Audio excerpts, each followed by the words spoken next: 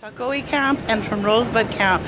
So this is a really powerful day. Hey everybody, Joy Braun here, Indigenous Rising Media, Indigenous Environmental Network. We're here in San Francisco, here at Citibank, asking people to divest from Citibank, to divest from tar sands and from fracking oil, and to stop funding Bayou Bridge pipeline. So we are here in San Francisco, and why is that important? There's Joseph. We made it. We made it. Joseph made it. Whoa! So here, Citibank, stop funding the Bayou Bridge pipeline. Why do we need to stop funding the Bayou Bridge pipeline? Because it's the tail end of the Dakota Access Pipeline. As you know, Dakota Access Pipeline brings Bakken oil from the fields of North Dakota. What happens in North Dakota and Bakken? You have a bunch of missing and murdered Indigenous women. So I'm going to go talk to some people and see what we can get. Hi, can you say who you are? Scott Parkin with Rising Tide. Hey, Scott. Can you explain what's going on today? Yeah, we're just doing a little picket and flyering out here in front of Citibank, which is like a huge investor in the Energy Transfer Partners, which is the company that built the Dakota Access Pipeline and is building the Bayou Bridge pipeline in southern Louisiana. And this is part of a week of action, actually starting on Monday. We're going a little bit early to send a message to the financial institutions and political institutions which are supporting Energy Transfer Partners and Bayou Bridge Pipeline. Awesome. We're out here in love and solidarity with our friends in camps in Louisiana right now. Yeah, cool. Riding the pipeline. Hey, Karen. Excited to be here. Solidarity with Stopping Bayou Bridge. Yeah, Bayou Bridge. Got family and friends down there as well, at the Mississippi camp, and so we're here to support our friends here, and standing in front of Citibank, still standing, and still fighting DAPL. Still fighting DAPL. So really great to be here. Still fighting DAPL. Cool. Yeah. Awesome. Hey, so we also brought some of our elders, some of our Lakota elders from Cheyenne River. And I'm gonna get some of them on the thing right now.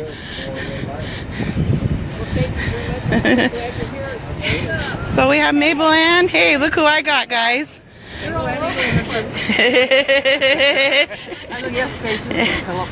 I know. It's like what? So you want to explain why you're here? Oh, I'm here in support, of course, against, for divesting big banks that are funding, the Excel and everything, all kinds of different issues with the pipelines, that are going on. Yeah, and Citibank is not only funding Energy Transfer Partners projects, but also Keystone XL, TransCanada. So we need to keep on top of them. Ooh, I got Madonna. I can't talk. We got her on a no talk thing until tonight. And we got Angelo. In the area, there is a panel tonight. So I got a face I recognize. Hey. So, introduce yourself. My name is Isabella Zizi. I am Northern Cheyenne Irikara Muskogee Creek. I'm one of the youngest members of Idle No More SF Bay, and I reside here in the Bay Area on occupied Ohlone territory, and I'm here standing with all of our allies and relatives to stand up to banks like Citibank to tell them to stop funding pipelines like the Bayou Bridge pipeline. And we see you out there, Cherie Foytlin, for the lowest lobbying. We stand strong here in San Francisco. Awesome. Yeah, big shout out to Joye La Vie down in Louisiana. I went down to Louisiana, guys. For those of you that know, went down Louisiana, visited the Huma Nation, visited St. James, which is the very, very last stop for Bayou Bridge, and visited with the people down along the route. Right now, Bayou Bridge Pipeline is currently destroying the Appalachian Basin. They plan to cross over 700 bodies of water in Louisiana. Over 700 bodies of water. Of course, what do we say? We say, Mini Wichoni! Mini Wichoni! And well, of course, water is life. We say that. And so without that water, you know, there is absolutely no life. And I was down in Louisiana. I saw firsthand the erosion of the coast down by the Huma Nation, where they lose almost a football field of soil, football field of earth, you know, a day. It's absolutely crazy what goes on down there. So we're here, we're standing in solidarity with our Huma Nation here in occupied San Francisco and so-called California. Standing in solidarity and asking people to please divest from Citibank and Wells Fargo and Bank of America and all U.S. Bank and all the other big banks that are continuing to fund these fossil fuel infrastructures that are causing death, climate change, and adding to the missing and murdered Indigenous women.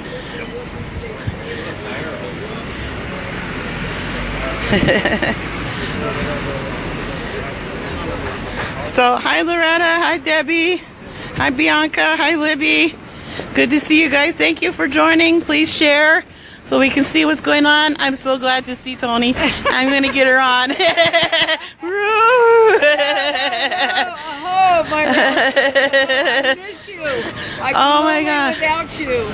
I know, last year today, man, was absolutely crazy, but we're still standing. We're still standing and marching. And marching and still fighting DAPL. That's right.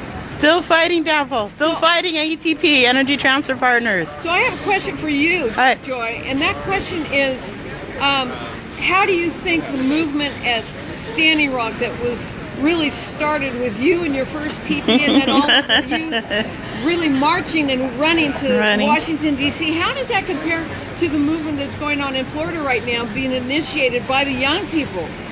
Well, the youth took hold of the movement at Standing Rock. Mm-hmm. And we're seeing that expand right now. It's like a pebble being thrown in the pond and all these ripples start happening. You start seeing change and needed change and things that social ills are starting to boil up to the top of the surface because it is absolutely affecting our children's lives. It looks like the children are the ones who are being sensible, reasonable, and logical, and the adults are just fighting over where they're going to get the next campaign dollars. Well, absolutely, absolutely. And they need to start listening to the kids. They need to start listening to our youth because our youth are a hell of a lot smarter than people give them credit for. They're smarter, they're dedicated, and they're fighting for their lives. They are. We're at the end of our lives. And they're really at the beginning. They are fighting for their lives, and that's why the Mini Wichoni movement was so important, because the youth saw that this was a fight for their life. And of course, we asked that everybody take, the fire home.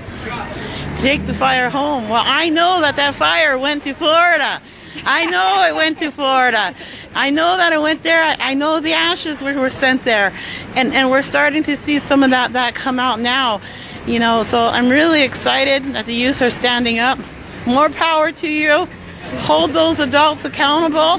Hold those people my age accountable. Hold their feet to the fire and tell them that they need to get moving and start trusting the youth. Trust the youth.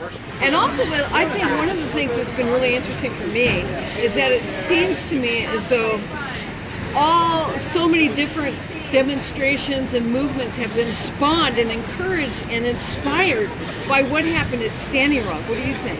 I think that's definitely true. That's part of that fire being taken everywhere. That's part of that prayer that's being taken everywhere. That's part of that re-spiritualization and reconnecting with Mother Earth that's taking place everywhere.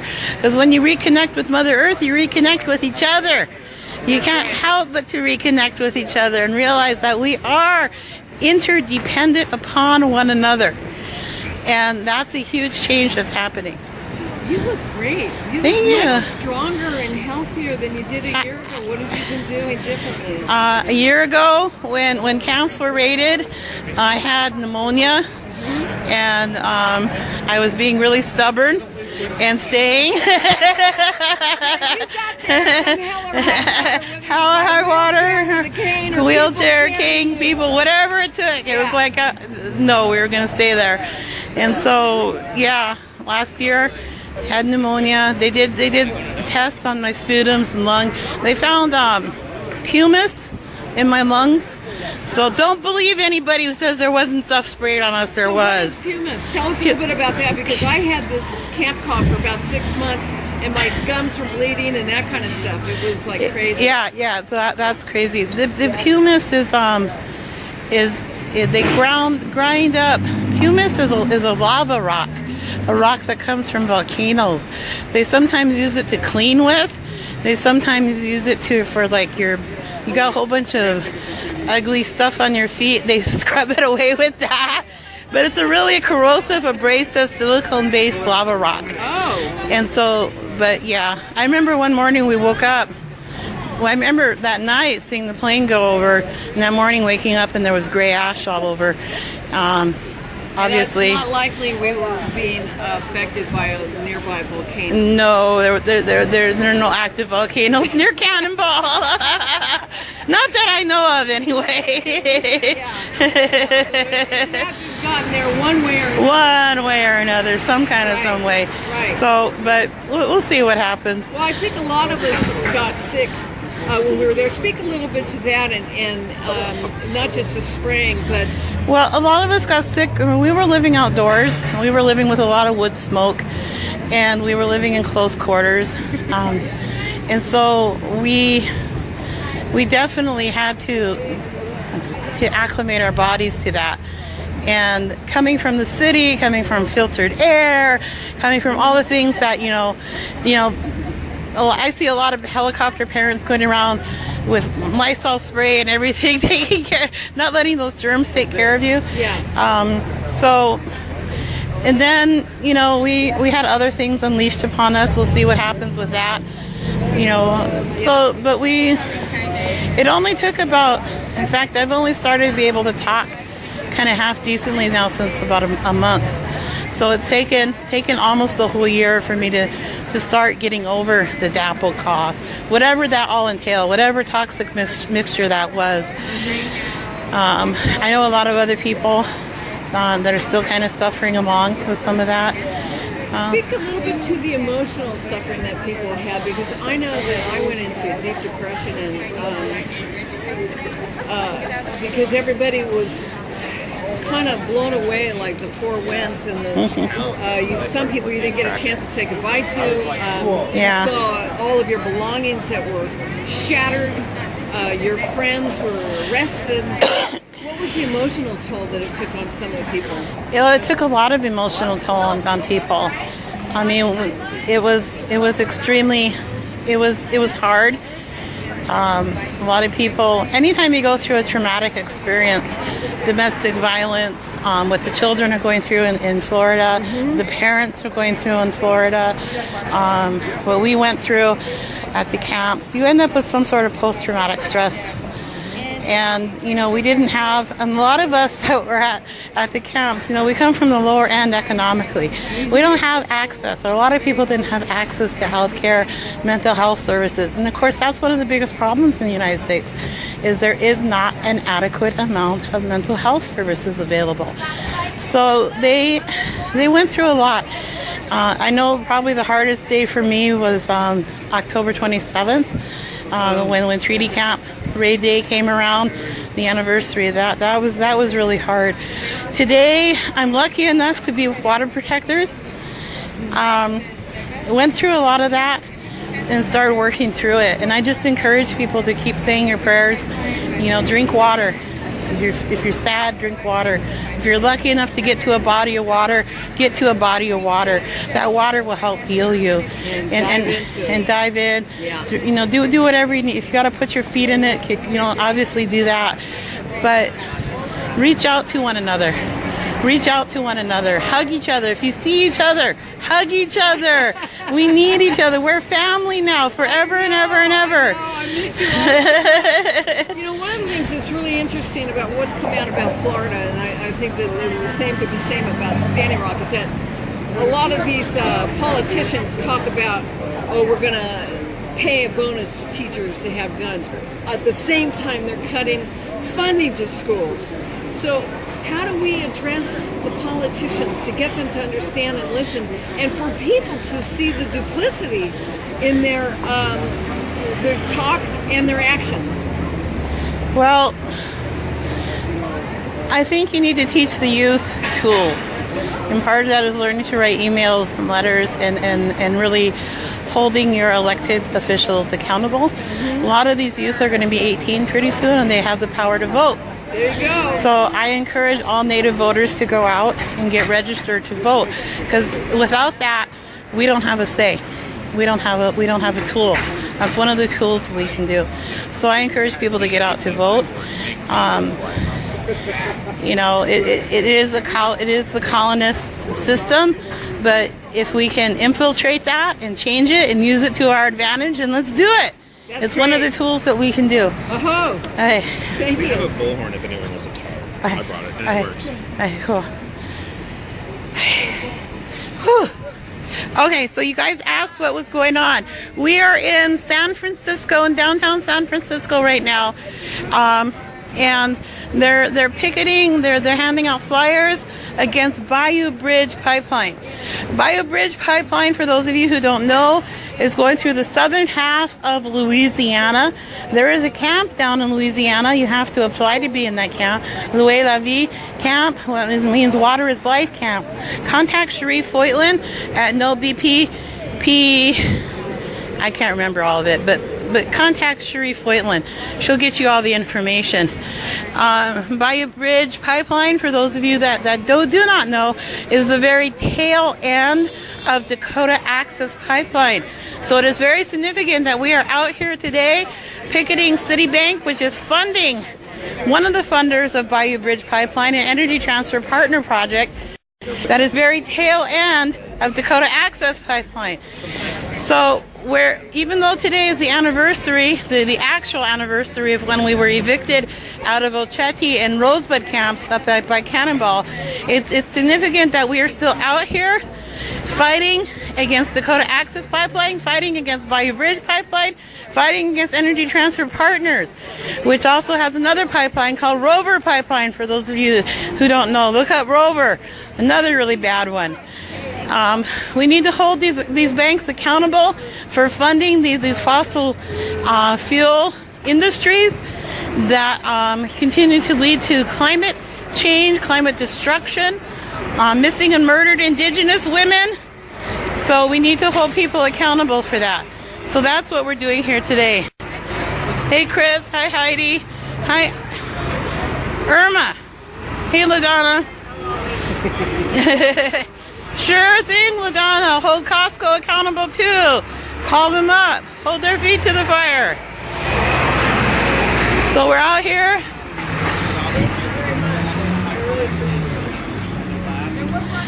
So I'm just going to do a pan.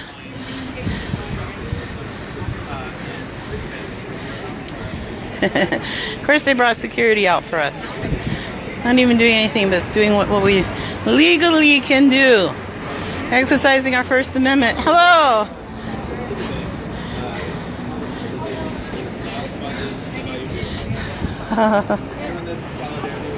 Oh, sorry about that, guys. Thank you, Chris. Thank you for that. Hey, I'm going to go off for a minute, and then I'll come back on in a little bit. Okay, guys? Awesome.